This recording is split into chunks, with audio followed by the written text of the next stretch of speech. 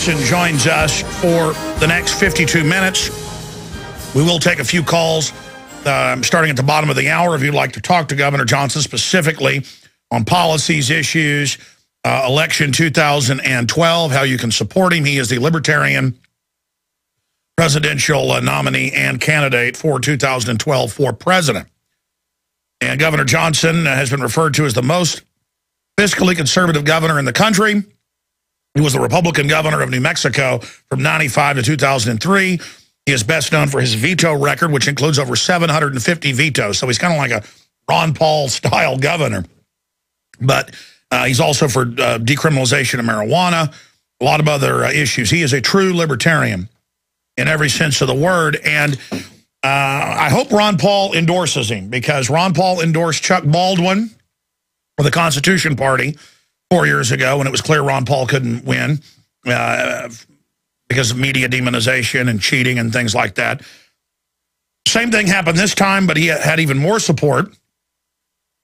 Rand has created a firestorm by supporting Mitt Romney. And let me tell you, that is, again, the night and day compared to somebody like Governor Johnson. It's not just that he endorsed some Republican, ladies and gentlemen. It's Mitt Romney, who changes like a weather vane, who constantly flip-flops, who wrote what became Obamacare. I don't want to get into a rant. The point is that you'll never build a third party. You'll never break the stranglehold of the Crips and the Bloods, the Republicans and the Democrats, as Ventura calls them, if we don't start changing things. And he should be in the national debates. It shouldn't just be Mitt Romney and Obama, both paid for by Goldman Sachs, who have different rhetoric. One's against gay marriage, one's for it. Total football issue that they just bring up to distract people, regardless of which side of that you're on. And we're going to get Governor Johnson's take on all this, his policies and more. Joining us via video Skype if you're watching at prisonplanet.tv or listening on XM 166 or other systems. Sir, obviously I want to get into your campaign, but what do you make and what have your supporters made of Rand Paul coming out and endorsing Mitt Romney? And are you obviously hoping that Ron Paul will endorse you and swing his huge grassroots of tens of millions towards you? Well, Alex, I was asked for Ron Paul's endorsement by Ron Paul in 2008. I readily gave that endorsement. And when I dropped out of the Republican Party, Republican process here running for president, I asked all my supporters, hey, support Ron Paul. So I'm a Ron Paul fan. I think by his own admission, he's not going to get the nomination. So where does his support go? I'd love to have his support. I think that what he and I are saying are the same.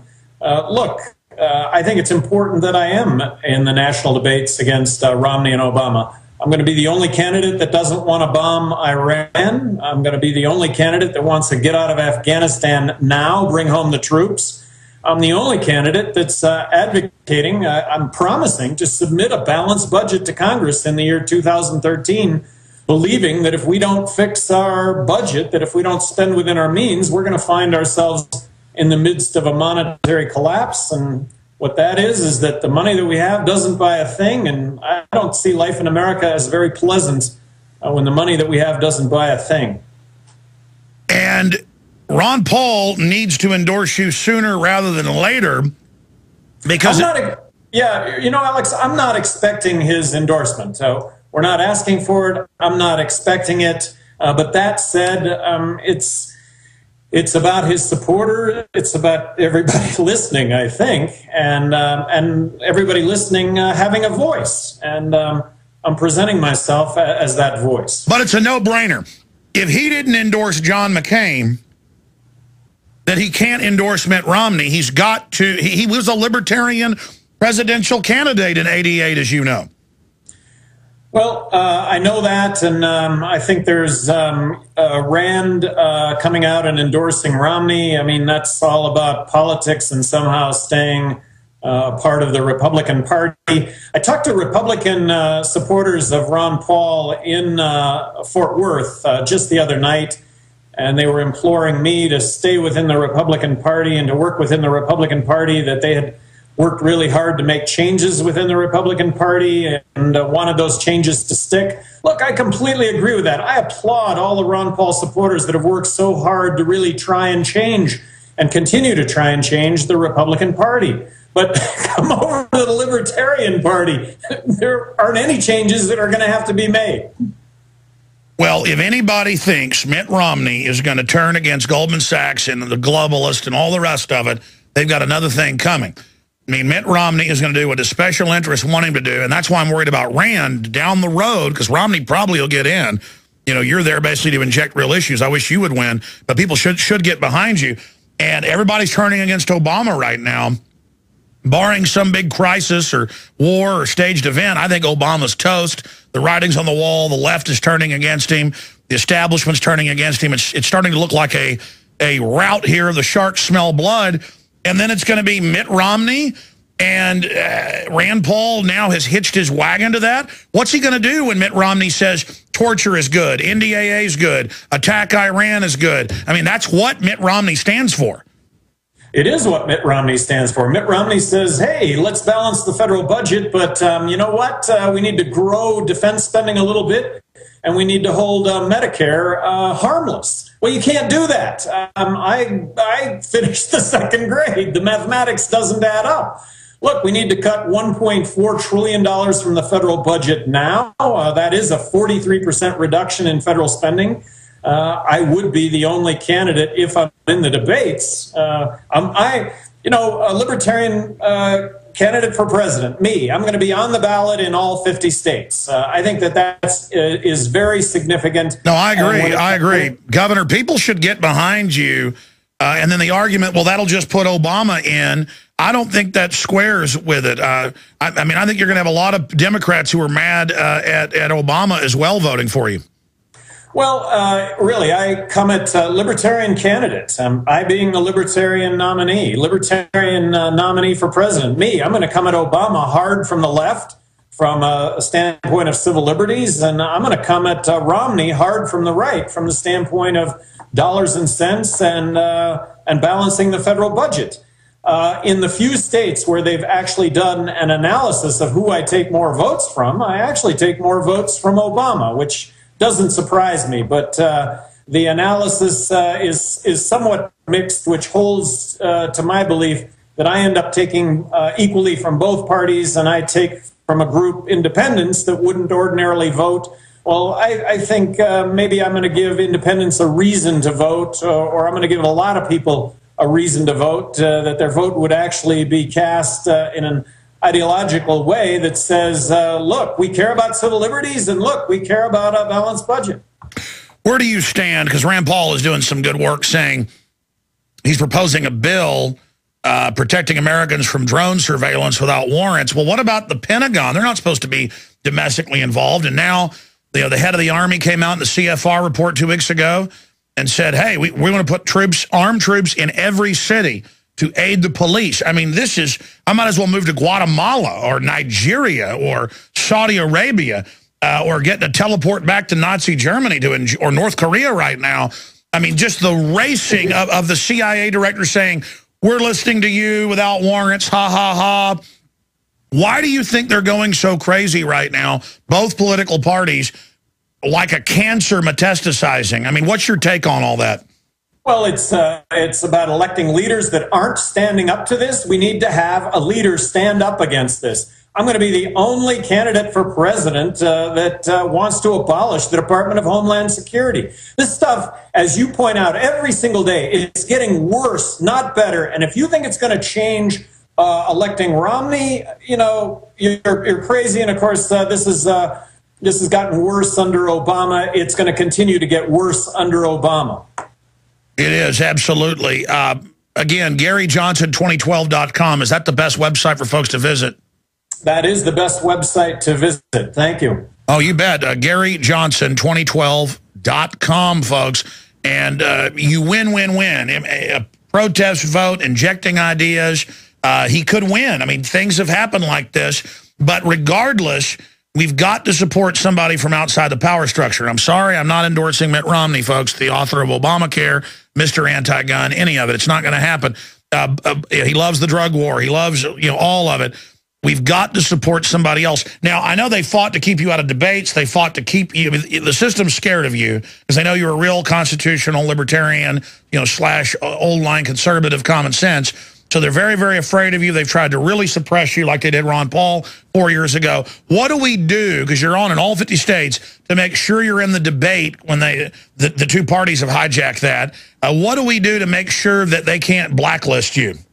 Well, it's getting online, GaryJohnson2012.com, to get the following information, and that is contact all the polling organizations so that I'm in the polls. That was really the issue with the debates and the Republican Party. I wasn't in the polls that determined who got in the debates. When I'm in the polls right now, I'm polling anywhere between 7 and 9% nationally.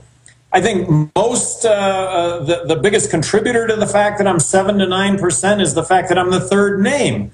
But as this goes forward, it's more than just a third name.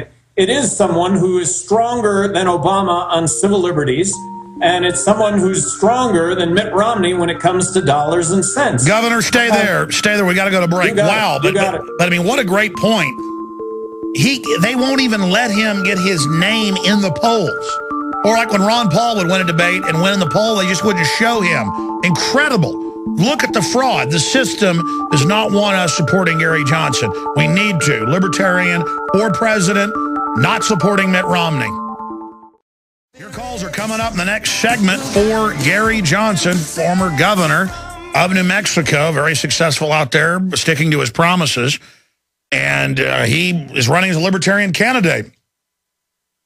And in the past, Ron Paul would have endorsed the Libertarian candidate or the Constitution Party candidate. And I'm telling you, it will be a departure from what Ron Paul normally does, and the Ron Paul we love, if he doesn't endorse somebody. And Gary Johnson is who he needs to endorse.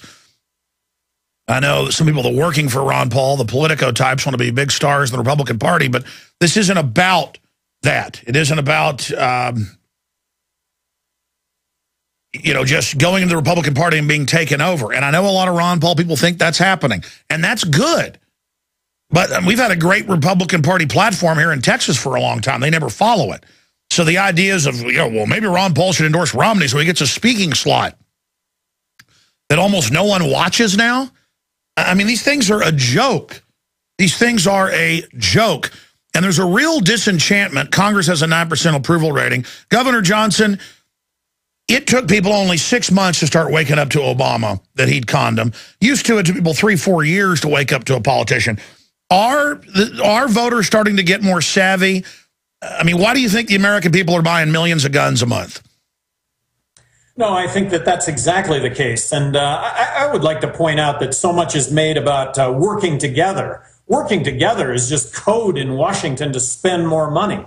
I'd like to point out that when it comes to Obama and Romney, that I have more governmental executive experience than the two of them combined. And if your initial knee-jerk is, we don't need people with more government experience, my experience in government is saying no to government spending, is saying no to the attacks on our civil liberties. I may have vetoed more legislation than the other 49 governors in the country combined. That's my experience. I am promising to submit a balanced budget to Congress in the year 2013. I am promising to veto any legislation where expenses exceed revenue. Are they going to override my veto? Yeah, they sure are. They're going to have to. But I'm going to argue that spending will be lower in that scenario than any other scenario possible. Imagine a libertarian president challenging Obama to repeal, challenging Democrats in Congress to repeal the Patriot Act, to abolish the Department of Homeland Security, to let's not bomb Iran, to get out of Afghanistan. Imagine a libertarian president challenging Republicans in Congress to get some starch. Imagine a libertarian president vetoing a Republican spending bill that spends too much. Get some starch. Let's save the country. I agree with you, but I mean, you've gone over the numbers. We had Lou Rockwell on earlier talking about it. Even if they hyperinflate, we're going to go bankrupt, and government, it looks like, has decided like a cancer to just eat everything, to totally take over. Don't the defense contractors, don't the welfare people, don't the unions, don't they all know that the course we're going on will wreck everything? Don't they get it? Don't they understand? Or is it just the special interests just don't care? They're in there snatching for whatever they can get right now. Well, I think people do understand, and unless they have a clear choice, and I don't mean Obama and Romney, where Romney says, let's slash spending, but you just scratch the surface a little bit, and he wants to increase spending for defense. And I cringe every time I call the Department of War the Department of Defense. But we should increase spending for the Department of Defense, and we should hold Medicare harmless. Well, and for those listening, for everyone in this country, look, if we don't spend within our means, if we don't cut Medicare spending by 43%, we're going to find ourselves without a healthcare system at all. And that's what's at stake here. If we don't fix this, we're all going down together, all of us. And that would be mutual sacrifice on all of our parts. And I think really key to this, too, is mutual. This needs to be fair. And the country is anything but fair. It's up for sale. Both parties sell it. They've got their hands out. And corporations, individuals, groups, they're out to pay for it. And they do. And they get their special, Governor, they get their special place in line in this country. We're going to break here and come back with more points you've got to make. And because I've been asking the questions, I want to hear what's most important on your plate, but also take some calls. But think about this question when we come back first. Why are they announcing TSA checkpoints on the highways? Why are they ordering 450 million rounds of hollow point 40 cal? Why are they announcing armored pillboxes? Why is the head of the Army announcing they want to put armed troops stationed in every city and admitting that it's for domestic groups, not Al-Qaeda now? I mean, this is like a science fiction movie. And in Europe, they're announcing currency controls. They may not let you leave the country. I mean, this world is going into tyranny. It's really scary. We'll get your take on that. For more than 6 years, I've talked on the air about creating a social network. PlanetInfowars.com is in its beta phase. We're just launching it, and I want to invite all of you out there to be in on the ground level. Planet Infowars is about people coming together, forming activist organizations, getting involved politically, hunting and fishing, gardening, dating. This is a place for people who love freedom to meet and to talk and to write and to post information. And I give you this pledge. We are not going to spy on you and sell your data to the New World Order. PlanetInfowars.com is free, so people who love freedom can get together, connect with people who are awake and know what we're facing. Be active, organize, take action, go viral, create, contribute, resist, because resistance is victory. You are victory. It's waiting for you to breathe power into it. PlanetInfowars.com. The big mega corporations that are monopoly men, they want a giant dependent welfare class. They don't want a middle class. The system wants big government. You can have people that come out and say, oh, no, they want libertarianism. Yeah, there are some globalists who want to call it libertarianism and privatize things that are already public, but then just operate as government ripping you off. Don't confuse that Bilderberg, Peter Thiel type idea as real constitutionalism or what you call libertarianism. The ideas of drug decriminalization, the ideas of states' rights, the idea of not having a nanny state. I want to get the governor's take on the police state question I brought up with the proliferation of the military, the checkpoints, all of it here in a moment. Then your phone calls. I'll also ask me about the nanny state. California is moving into New York City, saying no soft drinks above 16 ounces, milk products will be banned, popcorn. I mean, we're actually saying this. I mean, I feel crazy when I say it. I feel like I'm lying. Even though it's in the news, my brain says that can't be true. Feels like I'm saying Martians landed in the Central Park. I mean, it sounds crazy. 30,000 armed drones sounds crazy. The head of the Army saying, the Secretary of the Army 2 weeks ago in the CFR saying, we're going to have armed troops in every city to take on the Americans. I mean, okay, going back to the governor. Governor, you heard my question, my diatribe about the accelerating, not even federalization, but militarization of everything and shifting from it's for Al-Qaeda to it's for libertarian right-wing extremists. What do you make of this, and what would you do as president? What will you say in the debates about this issue? Well, the root of all evil are politicians that want to get elected to save you and I from all of the what's bad in the world, whether that be drugs, whether that be the illegal immigrant, whether that be poor health care, whether that be the terrorist threat. And so we need to bomb Iran, and we need to get in an endless war in Afghanistan. And so it's politicians at the root of all evil, creating with the executive, with the president, new agencies to address all these fears, and then the bureaucrats that run amok to go along with this. Look, I will tell you, as governor of New Mexico, my experience, good government was easy. It wasn't hard. And it started with looking at issues first and politics last. Don't discount electing a president of the United States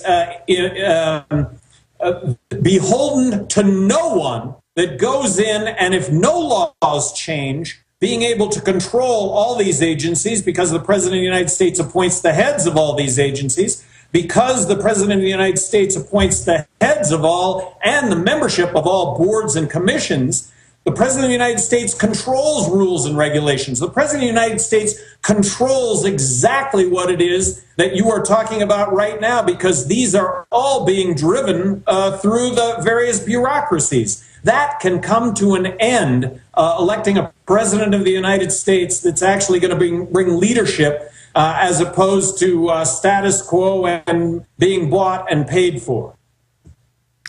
Very well said. Now, again, getting back to Ron Paul here briefly, Ron Paul says let the states handle it with abortion and things.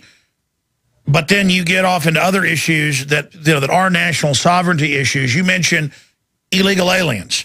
Well, they use the illegals as an excuse to put in biometrics, but then don't even use it against them. Bank of America, wants 3 forms of ID for my crew members. We've been in there and shot video of it. One of my guys who had a bank account there. But an illegal can come in with a fake consular matricula. You can almost get out of Cracker Jack boxes. I understand immigrants are hardworking. Many of them are. Actually do help the economy. My issue is not with them. It's that the government, Republicans as well, give them welfare, get them on the system, teach them victimology and all of this liberation theology. I mean, when I was in high school at Anderson High, they were teaching us, that America was evil and Mexico is going to take over. And this was white teachers doing this, by the way. I mean, this is what the government wants, is to kind of break things up, have us at each other's throats. And I understand you represented a border state there in New Mexico, but you can't have the illegals here, and you got to kick them out because of the welfare. I mean, they come across the border, they have their kids, I have to pay for it, and then the illegals end up becoming Democrats who vote 90% of the time to try to ban my guns. So that's why I have the problem with the illegal alien. So how do you deal with that as president? Well, I think we make it as easy as possible for someone that wants to come into this country and work to get a work visa.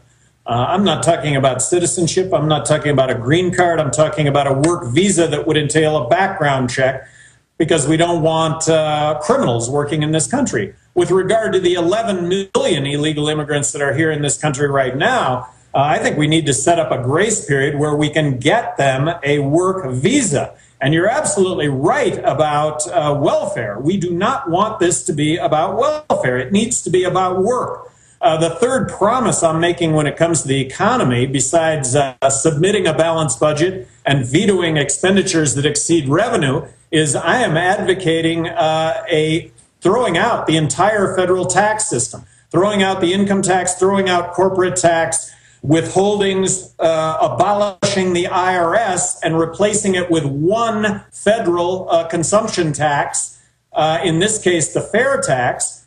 If we implement the fair tax, taxes will not be an issue, whether it's illegal immigrants, legal immigrants, U.S. citizens, visitors. No one is going to be able to I understand that would turbocharge the economy. Here's the problem that I was told by insiders 18 years ago and turned out to be very accurate, that they were going to always come out and have people push a fair tax or a flat tax, a sales tax, VAT, whatever the case is, and then bait and switch and call the income tax your Social Security at 10%, and then have basically 9999. You know, the real plan that he was pushing was 4 nines, and so then they can always jack the 9s up later, and it's just a way to get total federal surveillance of now all the sales happening at the point of sale. I mean, what is your fair tax plan? Well, my fair tax plan is the fair tax. It's the consumption. So for those listening, watching, get online, fairtax.org. It does away with the 16th Amendment. No more income tax and no more withholdings from your payroll check. So, Alex, Social Security, Medicare, unemployment comes out of the proceeds of the fair tax. No, I understand, but I mean, you're pledging that this would not happen unless we did get rid of the income tax. That is part of the fair tax package, which 90 congressmen and women have signed on to this point. So the discussion or the template is there. I know, but notice Neil Bortz even pushed that, but then as soon as it got down to the point, it was 999. And they left out the other 9. It just makes my head hurt to think. Well, no, this 999 is something completely different. No. I know it is, but I'm saying that's what they're going to end up pushing is, oh, we're not going to call it the income tax, but we're going to call it a Social Security tax. Well, it wouldn't be a Social Security tax because the proceeds of Social Security come out of the proceeds of the fair tax. Now, you're right to criticize the finer points of all this, but to go to a one federal consumption tax is really a vast improvement over what we currently have. And imagine abolishment of the IRS and the ramifications that will have on the economy, that all of us don't end up spending months out of the year dealing with our taxes. No, I hear you. Let's go to some phone calls. Former New Mexico Governor Gary Johnson's our guest. He's the Libertarian presidential candidate 2012, GaryJohnson2012.com. Or you can do the big boy thing and support Mitt Romney or Obama. You can grow up, like one editorialist said, of people that wouldn't compromise. Folks, compromising has gotten us here. And if it was real compromise, I might be for compromise occasionally. But all we hear is compromise, compromise, like Gary was saying, work together. No, that means you give up ground to big government, regulations, nanny state. That was my last question. I promise we're going to calls, Governor. What is your take on the orgy of nanny state? Dogs have got to be in seatbelts or have or licenses for a paddleboard in Minnesota. Jesse Ventura's in Forbes talking about that. Talked about it 2 days ago here, Governor Ventura. We've got can't have popcorn, want to ban milk products in New York, banning soft drinks.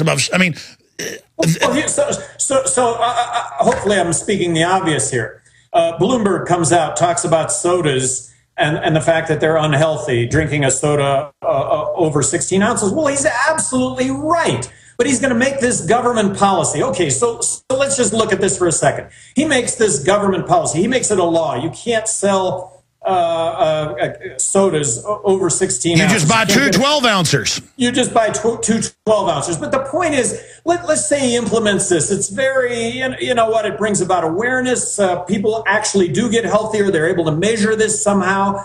But that's Bloomberg. He puts it into play. But then his successor, because it actually is showing, and I don't think it would have anything to do with his law. It would just have to do with the awareness that went along with it. But then his successor comes along and criminalizes a 32-ounce container, criminalizes activities that otherwise wouldn't be criminal. You know, this buckling up the dog. The fine for not buckling up your dog is higher than the fine for not buckling up your child. Exactly. That's where it goes to. It isn't the initial thought. The initial thought is well intended, and it really does have a basis in better human behavior, healthier human behavior. Yeah, but you can't have the government telling you what size drink you can have. Exactly, because the ramifications of this is you end up criminalizing the 32-ounce container. And then you end up with a bureaucracy that's going to roam the streets to make sure that, oh, there's somebody with a really big cup.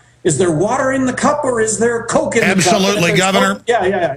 No, it's going to give the police total excuses to get involved in our lives. It's a nightmare. Let's talk to, there's so many callers here. Let's talk to Keith in Pennsylvania. You're on the air with Governor Johnson. Go ahead. How you guys doing? Pretty good. Just real quick, I wanted to let you know how I woke up. I was laid off of my job in 2009, and I all of a sudden had all this time on my hands to do research and find things out. And it also led me to a hobby of mine, which turned into my career of playing poker online, and that's how I made my living. I'm sure you guys are aware of everything that's going on with that now. So I was just curious to know where Gary Johnson stands on, me being able to make a living with online poker. Yeah, where are you on online? Where are you on online gaming, sir? Well, I reached out to the poker players. This was well over a year ago, and said this is crazy. This should be a U.S. enterprise, and that the government bans it, and then so all poker players have to play poker online with offshore enterprises dictating it. Well, then the Justice Department cracks down on that. So what we've done is we've taken away 10 million Americans a passion for playing poker online, and we've taken that away. We're going to allow them to go into a casino, though, where they have to lose hundreds of dollars. Well, that's what it's about. It's about going and doing rigged slot machines instead of having fun playing poker. And it's the same Justice Department caught shipping guns into Mexico to blame the Second Amendment. Thank you, caller. Governor, what's your... And then here's another thing. Oh, all right, I'm a mountain biker. That's my passion. So I am riding my mountain bike on public trails that are now being subject to being closed to my mountain bike, but horses are allowed on those same trails. Horse excrement okay, but mountain bike tires not okay. That's the government, and this is online poker. Look, online poker. I should be able to play poker in this country, and I should be able to play poker in this country on a site that's owned by Americans, generating tens of thousands of jobs nationwide to accommodate the demand that goes along with online poker. But no, I can't do that, but I can go into a casino, and don't you know that the basis of all that legislation was the special interests, casino interests? Of course, it's the real mafia not wanting you to be able to play poker with somebody. Amazing. Let's talk to Steve in Michigan on water fluoridation. Go ahead, Steve. Steve in Michigan, you're on the air with Gary Johnson. You have a water fluoridation question? I really wanted to hear that question. I can hear the guy breathing. We'll put him on hold. Kevin, you're on the air with Governor Gary Johnson. Go ahead. Thank you, Alex. I'm a former proud liberal Democrat who in '08 became a Ron Paul supporter. Big government was being used. I felt the money was never getting to where it was promised, and then I really responded to Ron Paul's answer to corruption. I've supported him in 12. I do not feel any anguish about the Rand Paul endorsement. He can do what he wants. I feel grateful that we have a libertarian candidate that's on the ballot in all 50 states. I'm hopeful that the other libertarians and constitutionalists join and can switch over en masse and support Johnson's campaign. It would be just as if Ron Paul did switch over and do the third party. Yeah, we need to turbocharge that and really work to make sure he gets coverage. Thank you so much. Governor Johnson, comments on what he just said. Oh, just right on. All I'm getting on today, all I'm asking is give me a look. Gary Johnson 2012. Give me a look. See if anything that I have done suggests that I am anything about big government, if I am anything about taking away civil liberties. Arguably, I've done a better job of someone who's been in office of taking these interests on than anybody else, and that's what I'm putting myself out there as. Well, you certainly did what you said you would do as governor, even though I disagree with you on a few issues. The fact that you do what you say you're going to do, I mean, that is such a rare political resource that I'm going to support you. I'm not going to support Mitt Romney. Everything we said came true. Everything we've done has been right. Up at Infowars.com, here's some of the headlines. Tom Woods, the Ron Paul, don't endorse Mitt Romney, the video of that. Ron Paul 2012, should listen to Ron Paul 2008, that full video. Chuck Baldwin warns Ron Paul. U.S. congressmen demand justification for drone strikes. So is Rand Paul doing a good job there. Transhumanism agenda enforced with nano weapons. The nanny state is here. Life in occupied America with a Cade. Nigel Farage, member of the EU Parliament. The Euro Titanic has now hit an iceberg, and so much more at Infowars.com. Okay, Steve in Michigan, you were away from the phone, but I want to hear your fluoridation question. Go ahead for Gary Johnson. You're on the air with the governor. Hey, Gary. First of all, I want to say I know you mean well, and you have an acute understanding of fiscal policy and the financial debacle we face as a nation. However, when you visited Michigan State University last year, you were hosted by the Young Americans for Liberty student organization, and I asked you a couple questions. One had to deal with fluoridation of municipal water supplies, to which you responded without hesitation, shrugging your shoulders, saying, well, my dentist says it's good, so it can't be that bad. And then also I asked you about Janet Napolitano's See Something, Say Something campaign, to which you kind of likened it to a Neighborhood Watch, and you said maybe it's not a bad thing. So I know you're not a bad guy, but I want to hear your rebuttal, maybe flesh it out what you meant. Okay, thank you, caller. The issue of See Something, Say Something, let's take that first. Their point is, though, they want to get us all tattletaling on each other, and it creates this fear that terrorists are hiding under the table. Well, look, if See Something, Say Something is reporting to the authorities that your parents are smoking pot and then your parents end up in jail, which is, we've seen instances of this all the time.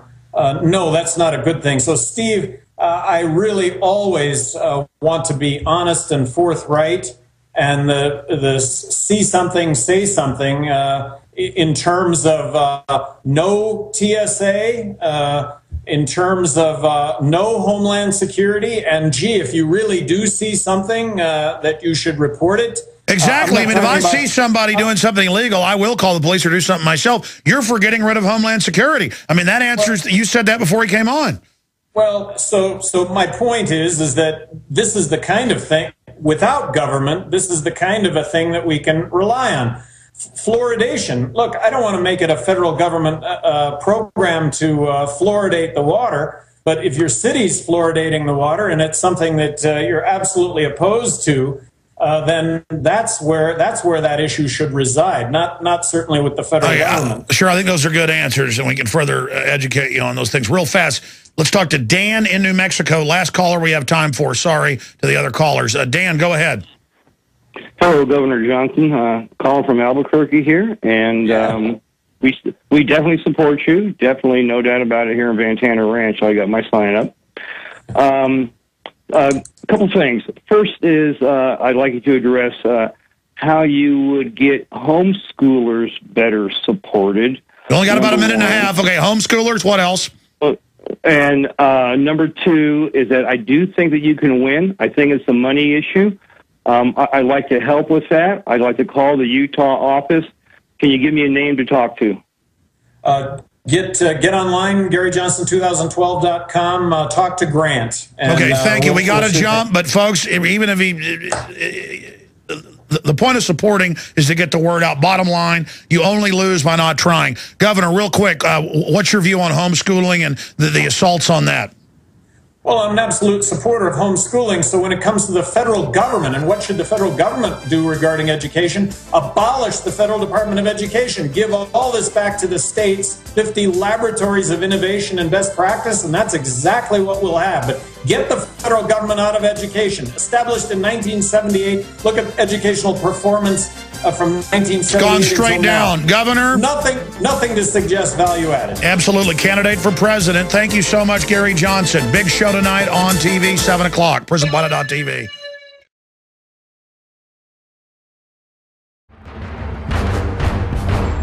Ask yourselves, what are you doing in this time of great challenge?